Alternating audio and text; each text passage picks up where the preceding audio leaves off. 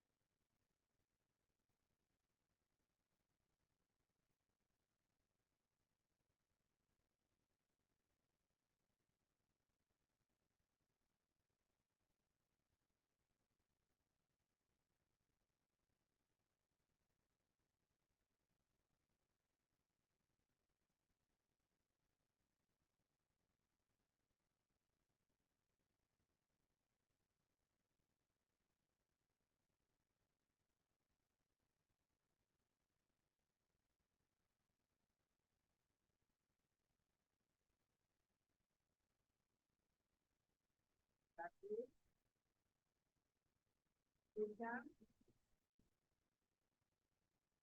Doctora, buenas tardes. Se escucha bien bajo. Un bajito. Ya, esto me quería que me digan para poder filtrar. Ahora, Te sigo escuchando bajo, doctora. ahora, Está Igual, un poco doctora. mejor, pero se sigue escuchando bajo. un bajito. Ahora, ¿cómo vamos ahora? Sigue bajo, doctora. Ya la tengo como alto volumen.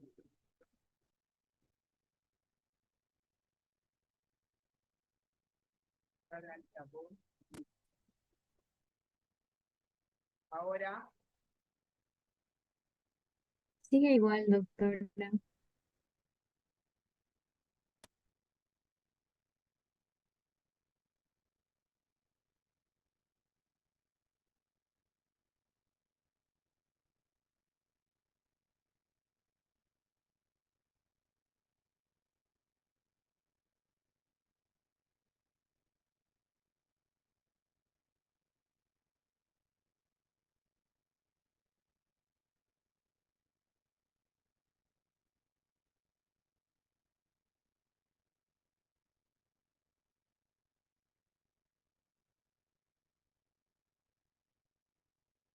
lo he puesto al 100%. Al 100% le he puesto. Se escucha bajo, doctora. Todavía, Sí. a ver, ¿dónde tendría que avanzar mis doctores? Después a la derecha, ahí acá la campanita que está a la derecha, he tratado de avanzarla toda al 100%, pero parece de que no me escuchan, me dicen, ¿no? Y la otra, donde hay otra alternativa.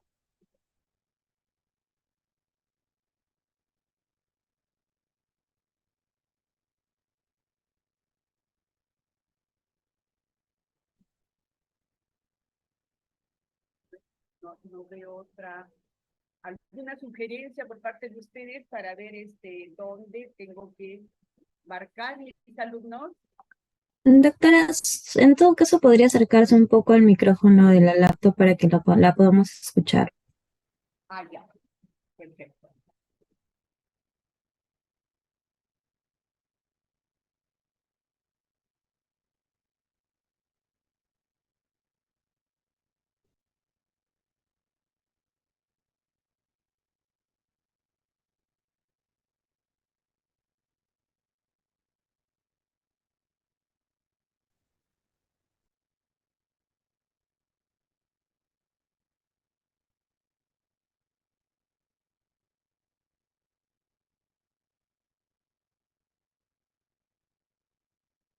Ahora, Está mejor, doctora. ¿Sí? ¿Mejor?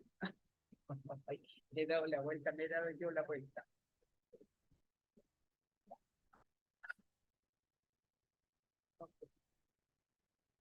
Ahora sí me escuchan mis alumnos.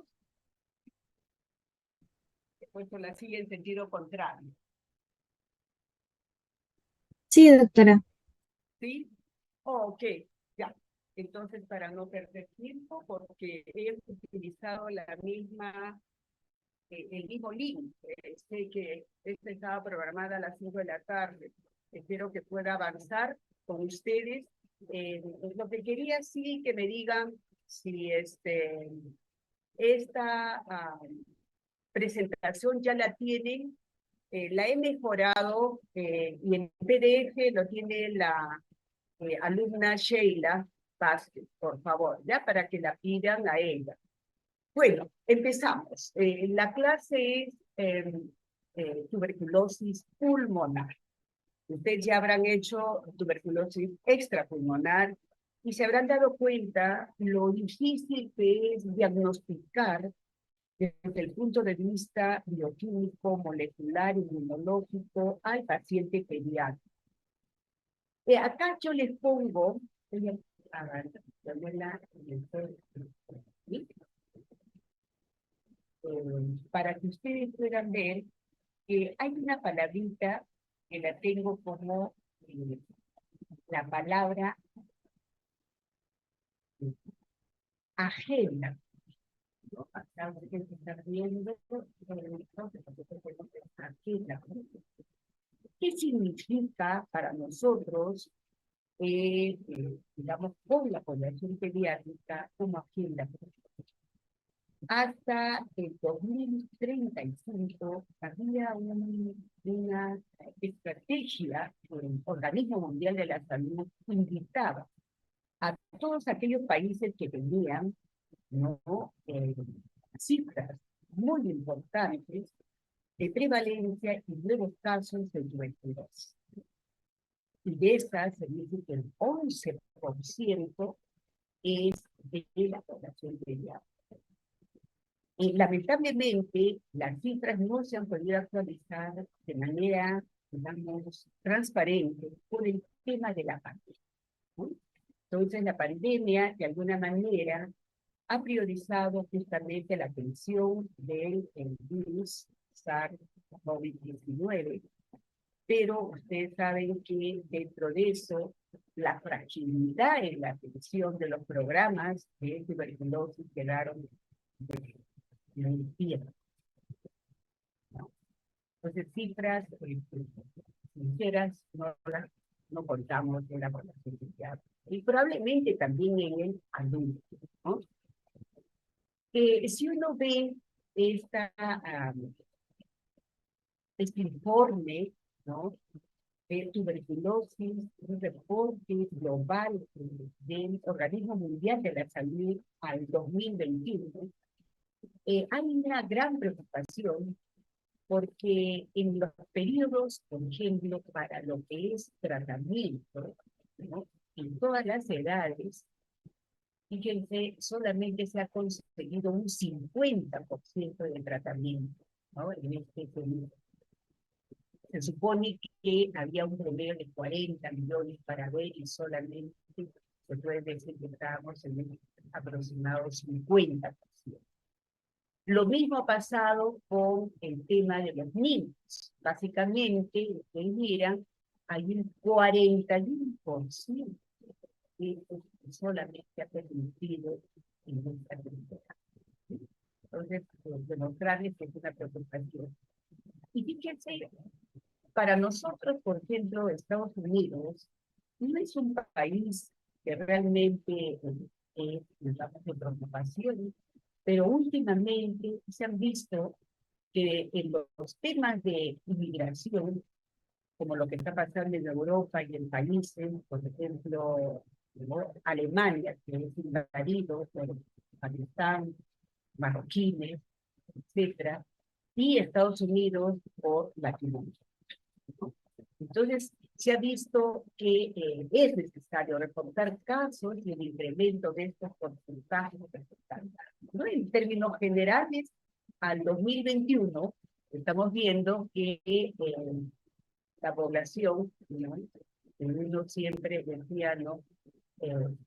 Por ejemplo, en los escolares, ¿no? Un 46% todavía de casos reportados, ¿no? Y de esto, uno compara entre sexo masculino y femenino, un 54%. En el camino de la temática les explicaré que los dos grupos grandes, vulnerables, es los menores de 2 añitos y la edad del escolar para ingresar a la etapa de la adolescencia, ¿no? Son dos grupos grandes de vulnerables. Después le vamos a, ustedes van a mirar cuál es esta camino de diferencia desde el punto de vista neurológico a los niños, ¿no? Entonces todo se oculta, como la punta del iceberg, ¿no? Estamos viendo de nuestra preocupación muy importante desde el punto de vista de salud pública, ¿no? Este flagelo que ha vivido a lo largo de los años, de los milenios que hemos pasado, de los siglos que hemos pasado, y en esta década no podemos estar ausentes de esta preocupación, ¿no? Sacó la humanidad y se ha quedado, en términos endémicos, vulnerable. Lógicamente que la tuberculosis va a estar de la mano con todos los países tercermundistas, ¿no? Y estamos también África, India, Corea, Sur, y ver que dentro de todo este grupo, ¿no? De tuberculosis sensibles, multidrogoresistentes, extensamente drogoresistentes, se ve que la parte, digamos, de este grupo, que siempre nosotros decimos, 90% puede ser que sean infectados, y un 5% pase a ser enfermedad. Pero hay que trabajar ese 90%, sobre todo en la prevención. ¿Ok? Y entonces en esa movilidad encubierta que se da, tenemos que mirar cuántos de ellos están preocupados, sobre todo los padres de estos niños que están, digamos, en una suerte, ¿no? De condición, digamos, por esta patología, ¿no? Quería que me digan, estoy haciendo todo el esfuerzo de hablar un poquito más fuerte. ¿Me escuchan mis alumnos? Sí, Sí, doctora. doctora. Sí, doctora. Perfecto. Entonces, para que ustedes vean que otra limitación, hay varias limitaciones de la población pediátrica para llegar a un diagnóstico de tuberculosis. Es así como muchas de las patologías que ustedes conocen desde el punto de vista respiratorio, que todo se tiene que hacer desde el punto de vista clínico. Los exámenes auxiliares como tal son de apoyo, pero clínicamente nos apoyamos con un cuadro de valoración clínica, y nosotros acá en el tema de tuberculosis pulmonar vamos a tener criterios de diagnóstico, ¿no? Un criterio bacteriológico que está limitado en la población pediátrica, y me dirán ustedes, doctor, ¿y por qué? Porque el pequeñín, ¿no? Todavía no tiene la madurez de hacer una cosa, digamos, evidente y expectoral. Entonces, por eso una característica que tiene el niño es que es pausibacilar, o sea que no acumula muchos bacilos para que estos sean, digamos, mostrados en los recipientes para el estudio digamos, bacteriológico. Entonces hay una limitante. Radiológico, cuando ya hay la función. Y clínico, también que tenemos que ver que cuanto más pequeñito, los síntomas son inespecíficos. Probablemente ya el adolescente sí dé manifestaciones clínicas importantes como el adulto, ¿no? Entonces, los cambios histopatológicos, todo eso, de alguna manera, de repente, para intrapulmonar, dependiendo del órgano afectado, podría apoyarse, ¿no?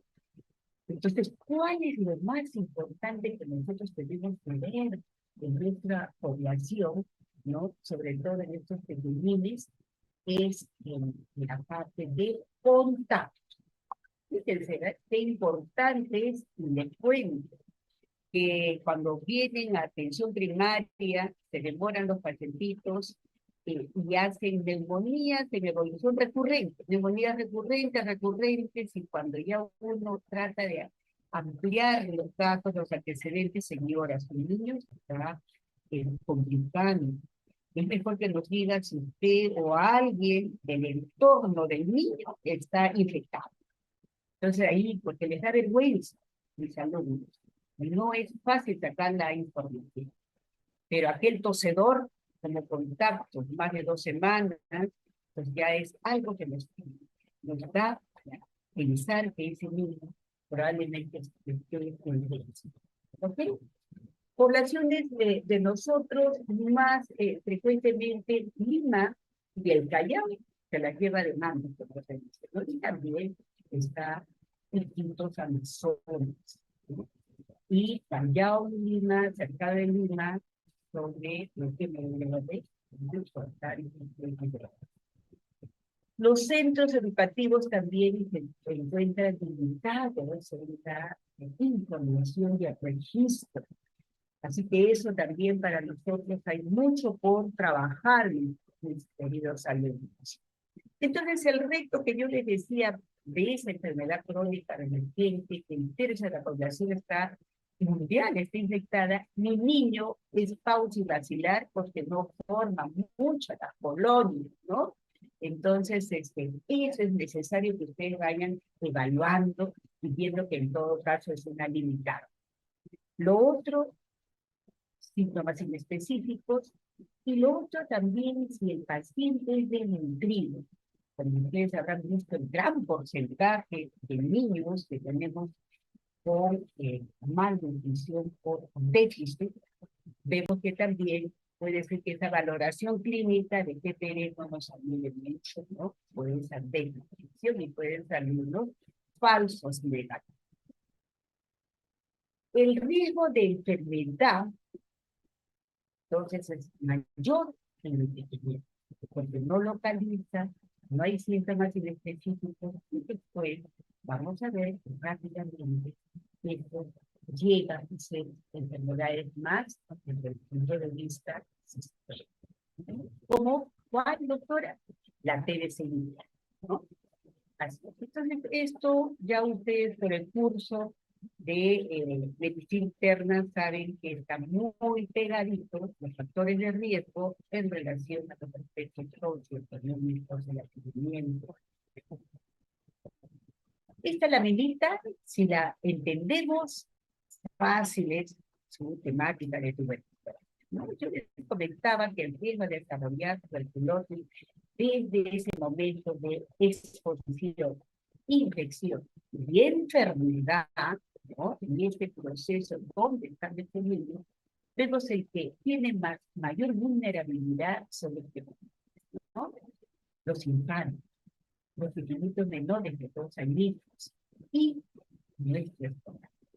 Ustedes miran el riesgo potencial, miren acá de 30 a 40, ¿no? Y nuevamente baja poquito y después ya se va de nuevo de 10 a 20, reduciendo los factores de riesgo, ¿no? Porcentaje de riesgo. Y de diseminación, lo mismo. Quizá para poder explicarles acá, ya ustedes saben que los menores de 2 añitos, la mayoría está en el proceso de, digamos, de madurez del sistema inmune. Lógico es esperar que este pequeñito no nos va a hacer pues la producción de interferón gamma, tampoco nos hará pues la producción de factores de necrosis tumoral. Entonces, está así, como se dice, a flor de piel, listo para que ingrese y se multiplique en la microbacteria. Y en este lado, doctora, si ya hizo su madurez, ¿qué factor? El hecho de salir, estar en contacto con sus compañeros, con adultos, y ustedes saben que el adolescente tiene eso, ¿no? ya regreso mamá, o a veces sin decir, en pequeña rebeldía, se puede retirar y estar más expuesto al ambiente externo, ¿no?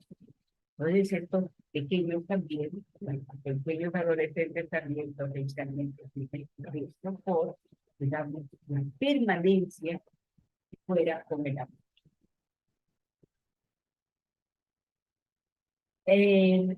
También tenemos que mirar que nuestro, así como ustedes habrán visto, el equilibrio poco a poco va requiriendo un soporte, como las bacterias, frente, digamos, las bacterias, frente a al sinnúmero de fármacos, de antibióticos que le demos, vamos a buscar y van saliendo actividades más, van creciendo los serotinos.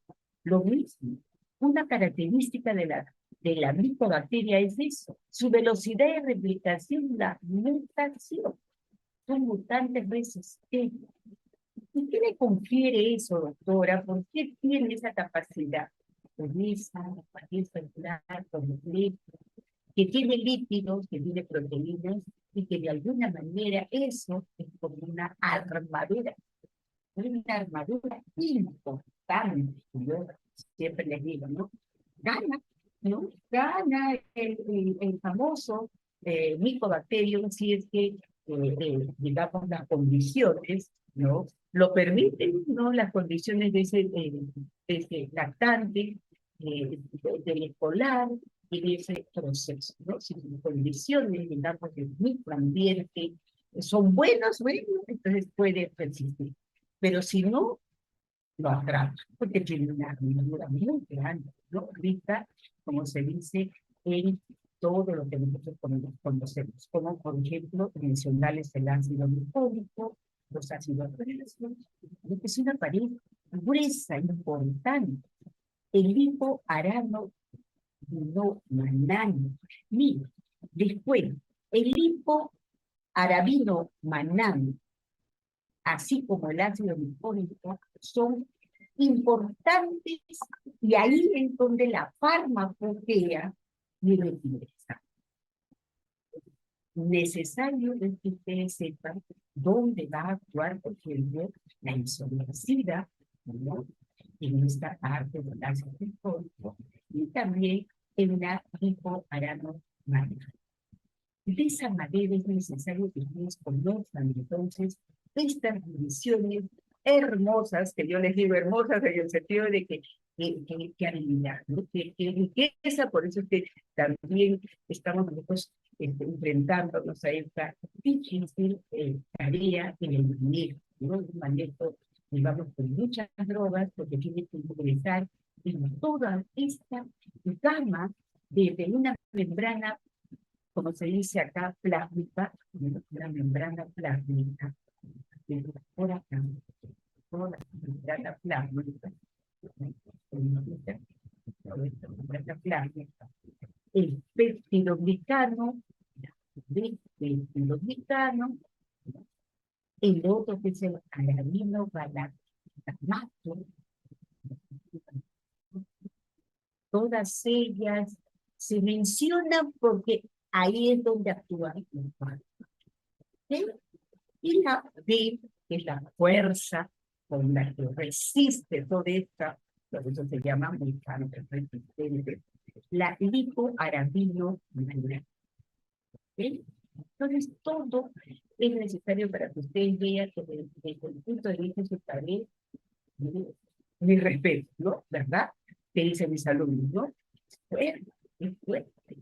Por eso se justifica el uso de tantos fármacos para poder llegar, porque muchas de ellas pueden tener un crecimiento rápido y otras de crecimiento lento.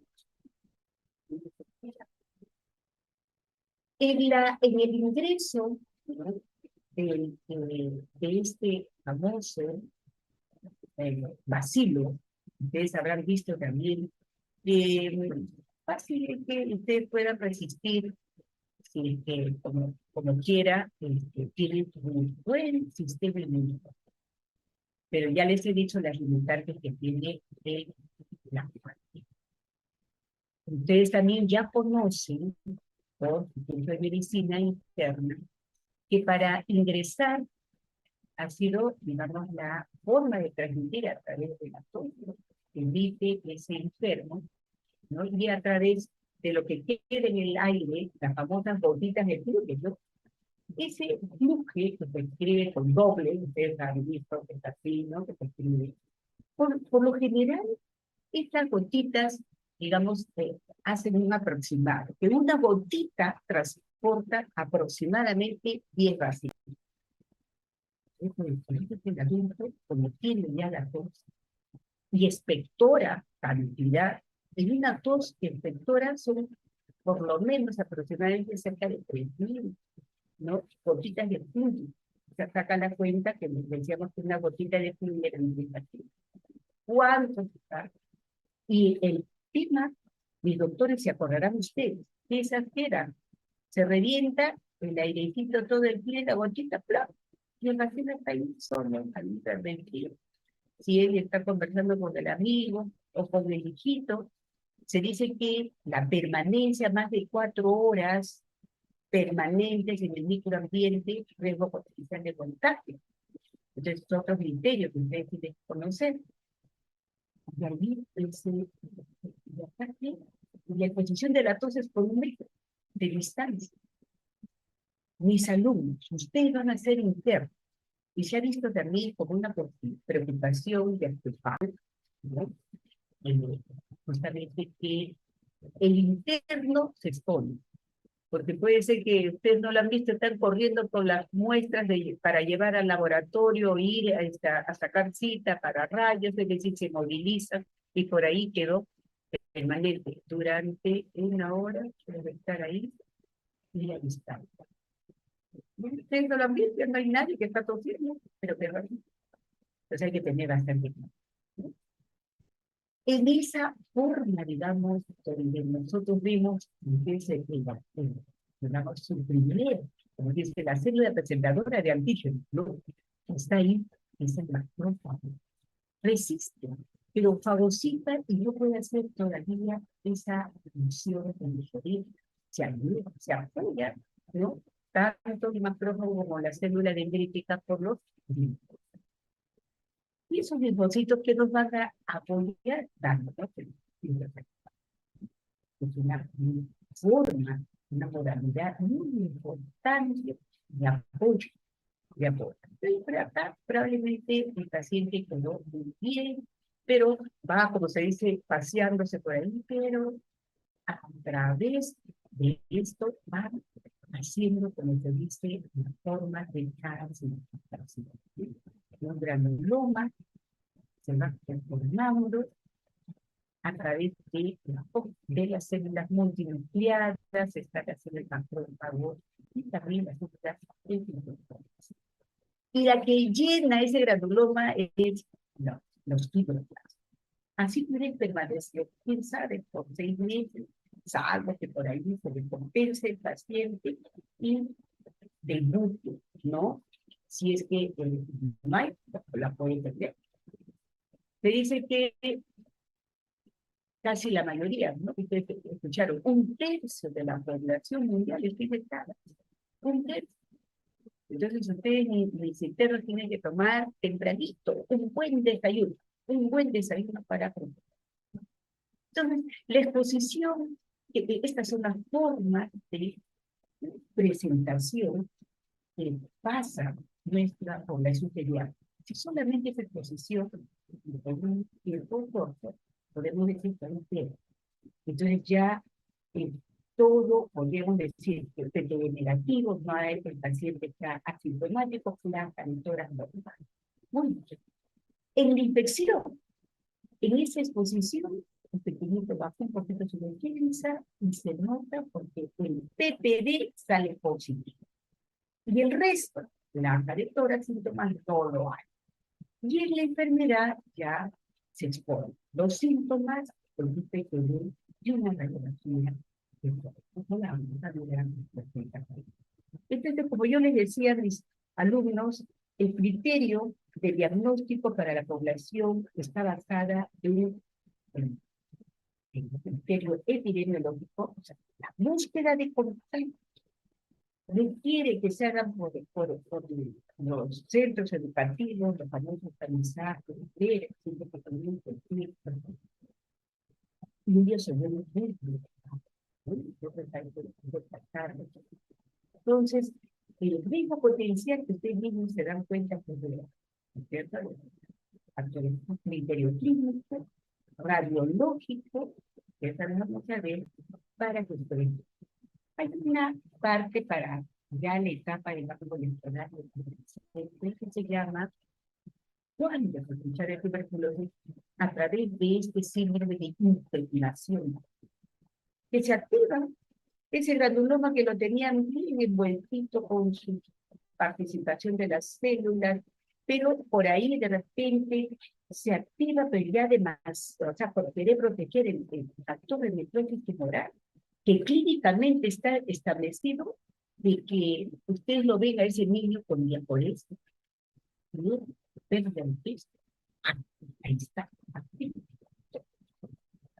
de alguna manera diciendo, help, ayúdenme, estoy acá ya liberado, ya estoy en una tuberculosis evolutiva, caracterizada por pérdida de peso, fiebre, sudoración, ¿ok? Los exámenes, como yo les comentaba, la vaciloscopía es poco de ayuda, pero en el escolar y en el adolescente ya podríamos tratar de ver esa, digamos, la posibilidad. Les pediría para que ustedes puedan tener en estos días la norma, ¿no?, del 2023, norma técnica sobre el programa de tuberculosis, es importante solo para que ustedes puedan ver. Yo me he sacado ahí un extracto, espero que me dé tiempo como para poder también brindarles a ustedes, ¿no? Pero denle la lectura. Yo me he sacado acá para que ustedes también puedan hacer esta lectura de la vaciloscopía por cambio, para ver si la vaciloscopía en esa población grandecita, de la población pediátrica, ¿no?, escolares, adolescentes, cuántos si tienen una vaciloscopía con una cruz, que eso está relacionado al número de colonias, ¿no?, por el campo visual que te da. Si el campo 50 y 20, 20 campos, imagínense, tampoco ya están viendo ustedes más, ¿no? Entonces, y los cultivos que se deben hacer ahora más, y les cuento que hace más o menos, ya se podría decir unos 7 años atrás, se ha mejorado la calidad del cultivo. Entonces tenemos un medio sólido y un medio líquido. ¿Ok? Doctora, sí, dígame usted. Doctora, disculpe, no sé si habría alguna forma de mejorar la calidad del audio porque no se escucha completo. Ay, Se escucha caramba. como si estuviera debajo del agua por ratitos, ¿no? Entonces se pierde un poco la comunicación. Ya. Estoy acá tratando de ver a través del micro, ¿no? Y si yo, por ejemplo, le escucho clarito a usted, si yo me estoy acercando ahorita, ¿me escucha? ¿Ahorita? Mejor de todo. Sí, se le escucha Sí. mucho Sí, mejor. doctora, se escucha mejor. Doctora, Ya. Entonces voy a estar recontra pegadita al micro. Ya, sí, mil disculpas. acerque la computadora o el teléfono a su voz, por favor. Allá. Me dices que lo acerque el audio. Sí, o sea, el dispositivo de donde esté dando la clase, acérquelo lo más posible a usted, por favor. Ya, perfecto. Ya, muy bien. Gracias. Ya, ahí está, ¿no? Lo bueno, mis alumnos, es que en la presentación que yo les doy es prácticamente, claro, está explicado por mi persona, pero yo soy de las personas que no me gusta poner 60 láminas ni nada por el estilo. Cada una tiene una explicación y la hago muy amena. Les comentaba que el cultivo ahora ha mejorado la calidad tanto en medio sólido como en medio líquido. La que realmente vemos para nosotros tipificar en la población pediátrica y damos ventaja, porque dado la limitación de la vaciloscopía y el cultivo, que tiene, digamos, una desventaja, ha salido un medio líquido que es el Gen Expert. Inclusive la ventaja es que podemos utilizarla y en 2 horas tenemos el resultado, inclusive para ver si hay resistencia. Lo mismo también tenemos otro medio de estudio que es la reacción en cadena de polimerasa, que esa es muy, muy importante, sobre todo en aquellos niñitos que tienen VIH y que el padre también ha tenido VIH y que ha estado en un esquema de tratamiento de segunda línea. Entonces, el hacer este tipo de estudio permite ver la resistencia a través del Gen Expert, ¿no? Para diferenciar la resistencia de isoniazida y rifampicina. Yo creo que eso hace una década no teníamos esos medios, ahora lo tenemos.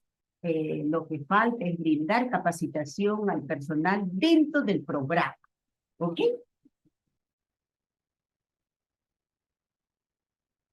Ahí está. Ahora, el PPD también ya ustedes lo conocen, es un PPD, ¿no? De proteína purificada, que hay que tener, digamos, datos, ¿no? 10, que es lo normal, milímetros. 5 permite ver que sí se puede dar como positivo en aquella población de factores de riesgo. ¿Como cuáles? Aquel niño desnutrido, aquel niño con VIH. 5, sí se puede dar como algo importante. ¿Ah? Lo que les comentaba de las pruebas fenotípicas importantes que estamos utilizando, ¿no? El apoyo del PPD a través del otro, que es el interferón gamma, el IGRA, pero la desventaja para nosotros, por ser países carentes, es caro, ¿no? Es caro. Entonces solamente se podría solicitar en aquellos pacientitos en los cuales hay duda, que sea un falso negativo, entonces podemos pedirle a él la prueba de IGRA, que eso rápidamente digamos, tenemos el resultado. El criterio radiológico importante, sobre todo en la población adolescente, que ustedes acá, como les estoy a ver acá, sigo yo nadando en el agua hablando, Sí, está bastante mejor, doctora. Sí, Ay, está mejor, doctora. disculpen, sí. Vamos a tratar de mejorarlo, ¿ya? Voy a ver para la próxima clase que todavía tengo con ustedes. Ok, los aspectos radiológicos son muy parecidos, ¿no? De la población mayor, ¿no? Pediátrica, al del adulto, ¿no? Por ejemplo, que se tenga un infiltrado cavitario, es igualito como el adulto, ¿no? Que haya un patrón, ¿no? De granuloma, se puede ver, ¿sí? Patrón grande, igualito, ¿no? Entonces, y un aspecto nodular, pariliar también, tan igual como la del adulto. Lo que sí hemos tenido casos donde, como diagnóstico diferencial, no olvidarnos en aquellos niños que tienen adenopatías, unas cadenas de cadena cervical muy importantes y que en la tomografía se ve y que eran pacientes con leucemia, ¿no? O pacientes con linfoma. En este caso, le estamos mostrando un pequeñín con un tumor de miofibroblástico inflamatorio, ¿no? Entonces, que es importante evaluar, o sea, descartar neoplasias en población pediátrica. Lo mismo otros aspectos radiológicos. En el lactante su presentación es de una terenina. Como es sistémica, probablemente ya le han mostrado estas placas radiográficas, ¿no?, de patrón media. Esta es la norma que les decía. Una leidita solo es un corte que se le ha dado porque es necesario, sobre todo, ver cuando decimos TB pediátrica probable. Probable. ¿Ya? Entonces acá solamente hay, para que ustedes tomen en consideración, 4 características, 4 criterios. Si es clínico, puede haber pérdida de peso, tos, fiebre. Epidemiológico, lo que les decía, la exposición, ¿no? Y radiológico, algunos aspectos radiológicos compatibles, ¿no? Que puede ser desde una... ¿Se acuerdan la sigla que nos decían los maestros, ¿no? Los grandes maestros médicos internistas que nos hablaban de LAN, ¿no? Entonces, que era LAN, linfadenitis, adenitis, N, neumonitis. ¿Se acuerdan eso? Y nunca se olvida. ¿Ok? Y criterios que también ya les he dicho en menores, ¿no?, o mayores de 5 añitos, en qué momento tenemos que mirar el hecho de apoyar al PPD un estudio de IGRA. Ok, entonces, ¿qué ventajas? O sea, ¿por qué aplicamos la BCG, ¿no? Ustedes han visto que si ustedes van a Europa, la BCG no se la aplica, ¿no? O sea, solamente lo hacen en aquellos, digamos, países donde existe una carga importante de la enfermedad, ¿no? Entonces, la BCG, de alguna manera, han hecho estudios, ¿no?, donde han podido ver que aquel vacunado con BCG tiene menos riesgo de hacer, y si las hace, sí, o sea, evitar complicaciones de esto, ¿no? Como la meningitis, ¿no? Tuberculosa, que, digamos, ha habido una disminución considerable de esta patología. Para ustedes, mis doctores, solamente vamos a darles el alcance del manejo de la tuberculosis pulmonar ya sensible. Solamente le mostraremos la segunda línea, pero no va a ser, digamos, parte de eso, porque inclusive en los programas se están capacitando.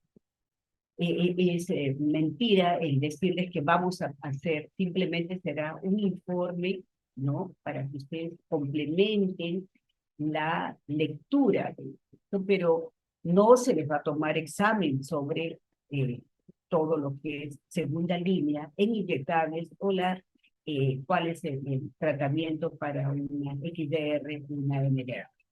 Solo manejo de la tuberculosis, ¿no?, pulmonar, y basada, digamos, en los criterios que ya le hemos estado comentando, ¿no?, epidemiológicos, clínicos, radiológicos e inmunológicos. Muy bien, entonces, ¿cómo hacemos el manejo de contacto? ¿Se acuerdan? El manejo de contacto era que tenía su PPD positivo, o sea que la evidencia. Entonces, una forma de controlar y proteger a ese niño es dándole isoniazida 10 miligramos por kilo durante 9 meses. ¿En qué situación nosotros llamamos? Y esto sí es importante, sobre todo la famosa recaída, ¿no? Paciente que presenta un episodio de tuberculosis, fue diagnosticado, dado de alta y nuevamente empieza. Entonces hay que mirar los contactos. Ustedes se dan cuenta cuán importante, por ejemplo, para la población pediátrica es el contacto, ¿no? Eso, por eso se hace el estudio de centinela, como se dice, hay que buscar el contacto para controlar la tuberculosis en la población pediátrica. El esquema de primera fase tenemos durante los primeros 2 meses, ¿no? Acá, como ustedes ven, las 4 drogas, ¿no? Isoniazida, rifampicina, ¿no? Etambutol y piracina. Y en la segunda fase, 4 meses, con isoniazida y rifampicina. La dosis, ¿no?, está ¿no? Para menores de 15 años está acá mostrada, ¿no?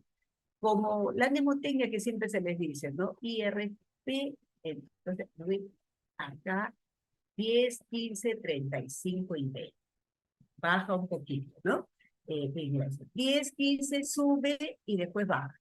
Y rápido para que ustedes vayan viendo en la posibilidad de algún casito que se presente en el examen.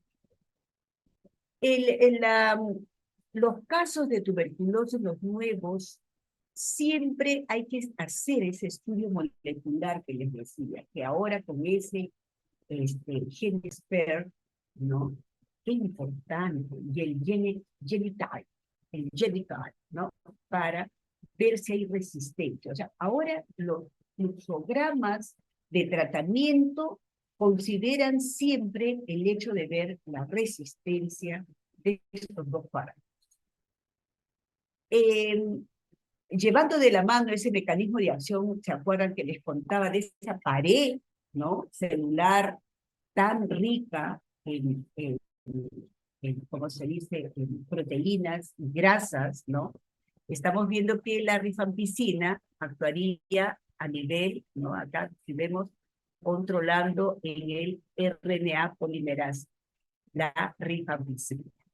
La piracinamida. Yo siempre les digo, lleven las famosas 3 I.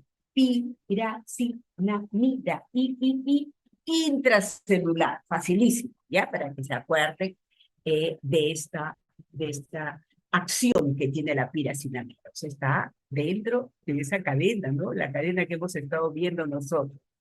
Y también controlando al ácido glucólico, ¿no? Muy bien. Lo mismo los aminoglucósidos, ¿no? Que miden la síntesis de proteínas, así como las quinolonas, la etionamida, que también tenemos que evaluar, ¿no? Porque inhiben al enoil ACP reductasa del ácido grasa sintetasa glucosa. ¿Sí? Solo esto de información, mis alumnos, que es necesario porque de todas maneras hay un grupo de manejo de los pacientes que son pacientes con resistencia. Entonces, acá tenemos el grupo A, grupo B, grupo C de esta clasificación de medicamentos para pacientes con tuberculosis drogoresistente. Esto sí, en qué momento sospechamos de drogoresistencia? Fíjense, cuando vemos que, claro, lógicamente es de esperar que haya un fracaso del esquema, que es la que nosotros tenemos que aprender, ¿no? Del esquema. Y eso se ve que pasado el segundo mes sigue siendo positivo la vaciloscopía, o al cuarto mes de tratamiento, el paciente se le hace en las pruebas moleculares y sigue habiendo ya un riesgo potencial de resistencia. Muy bien, entonces hasta ahí no vamos a manejar esto de drogoresistencia, eso no. Recuerden que la infección de tuberculosis, la infección, es la latente, siempre tiene que haber el tratamiento con la isoniazida, ¿no? ¿Por qué? Ahora, medidas preventivas, mis doctores. ¿Sigo hablando fuerte o he bajado el volumen? Ribos. Sí, se lo escucha Sí, bien. se lo escucha bien. Sí, doctora, está bien, doctora. Ya, ok. Así como cualquier otra patología, ustedes recordarán que hay prevención primaria, prevención secundaria y prevención terciaria. La terciaria no la vamos a utilizar porque esa es la que está más para pacientes que están complicados. Pero la primaria y la secundaria sí, porque la primaria es educativa e informativa. ¿Esto por qué? Porque nosotros necesitamos interrumpir esa cadena, ¿no?, de transmisión. Entonces hay que proteger al niño. Y en eso lo que tenemos que hacer es buscar, hacer el famoso tamizaje, identificar a los contactos que no han sido examinados. Eso es importante. De tal manera que nosotros tenemos que ganar aquel tiempo que se ha perdido con este paciente, ¿no? Y lo otro es el mismo manejo que yo les digo que también acá ustedes tienen que entrar a tallar, que es la protección. Nunca dejen de utilizar en el internado su mascarilla, ¿no?, la N95. ¿Ok? El caso que les voy a mostrar es simplemente como un análisis. No es para que ustedes se memoricen de ponerle A, B, C, D, qué cosa va a hacer. Vamos juntos, ¿ya? Mujer de 11 años, quien presenta tos seca. Miren, 11 añitos, seca, fiebre de 3 días de evolución y antecedentes no contributorios. No nos han dicho nada de que si papá, mamá o empleada, ¿no? Entonces, pero en el examen ven que hay una hipoventilación del emisor derecho. Y hay pectoriloquia. ¿Se acuerdan, Afona? Todo eso está relacionado a una neumonía, ¿no es cierto? Y ustedes saben que la tuberculosis pulmonar evolutiva va así, ¿no? Como una neumonía o una neumonía, ¿sí? Entonces, la radiografía muestra una imagen de consolidación paracardíaca, el diagnóstico neumonía. Recibe cobertura con antibióticos, que es lógico de esperar, porque tiene fiebre de 3 días, no dice que va junto con una, y acá tampoco no nos pone que tenga tos seca, pero no nos pone la evolución. 3 semanas, 2 semanas, nada, ¿no? Entonces, recibe cobertura, pero se dan cuenta que la paciente, se supone que para neumonía, la NAC, ¿cuál es el primer germen? ¿Se acuerdan? ¿Alguien que me diga? ¿Cuál es el germen etiológico? El neumococo, doctora. Neumococo, muy bien. Entonces, neumococo en 48 horas, máximo 72, ya debería mejorar sobre todo la fiebre, ¿no? Entonces, ustedes ven que debe haber respuesta. Pero no, inclusive, fíjense, dice, radiografía de tórax, persistencia de la imagen. No hay gap, ¿no? Entonces, miramos eso. Entonces, ¿cuál sería el plan? Es una neumonía que está, digamos, pero que llama la atención porque es la modalidad que a veces se llama neumonía de una sospecha de tuberculosis, se llama así, ¿no? NEPA, o sea, que es un despertar, se activa, ¿no?, ante la sospecha de una infección. Entonces hay que tratar, ¿no? O sea, ¿qué pasa con ese pequeñín o esa niña, ¿no?, de 11 añitos? Entonces, ¿qué tenemos que hacer? Un plan, es búsqueda de contactos, ¿no?, para ver si hay. Y fíjense, intentando, recién nos dice, porque antecedentes anteriormente nada no nos dijeron, pero sí se rescata de que la empleada tenía ya tos de más de 3 semanas de evolución. Entonces, se le pide el hemograma, proteína C reactiva y el estudio para descarte de tuberculosis. Para 11 añitos, no nos dice que la empleada ya está en tratamiento. Para descarte de tuberculosis, ¿qué le pedimos? Lo simple para tuberculosis, considerando los criterios, mis doctores, mis alumnos, estudio inmunológico, ¿no es cierto? Estudio inmunológico, ¿verdad? PPD, pues ya tiene PCR, todo eso. Estudio inmunológico, y acá para los 11 años, ¿qué tendría que ser? La baciloscopía, ¿no? Y para esto, o sea, hacer el estudio considerando un contacto para la edad escolar, ya podemos pedir porque esa pequeña ya tos es vector. ¿Ok? Muy bien, entonces les agradezco su paciencia y voy a mejorar la calidad del audio, del fondo, del micrófono, mis alumnos. Buenas tardes. Gracias, doctora. Gracias, doctora. Gracias, doctora, cuídese. Gracias. Muchas gracias, doctora. Gracias por su paciencia.